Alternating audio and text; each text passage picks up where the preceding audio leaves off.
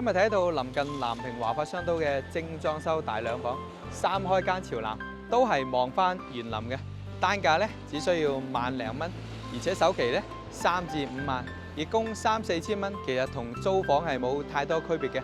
港澳直通車每日4班，隨時往返香港以及係澳門，同時咧16、7分鐘咧就可以去到拱北關口嘅啦，每10零分鐘就有一班車啦。而家咧去睇示範單位。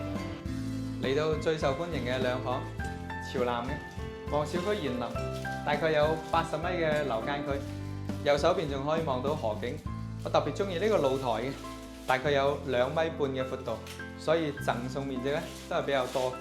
3米3開間嘅客廳，過返嚟咧，我哋入戶個位置可以做一排好長嘅收納櫃以及係鞋櫃。呢度係餐廳嘅區域，純開放式嘅，所以空間夠晒闊落。入邊 L 字形嘅廚房，3件套配備齊全。嗱，咁樣嘅空間夠唔夠用呢？而左手邊呢，就係洗手間位置，通過鏡頭你哋可以感受下佢嘅開間。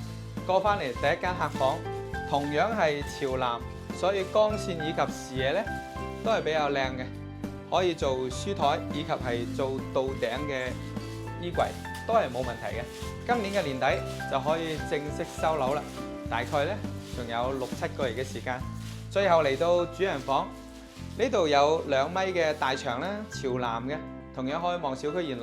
過返嚟我哋有一個超大嘅衣帽間，女主人呢一定會相當滿意嘅。成個戶型就睇晒啦，因為面積唔係太大，所以容易比較入手。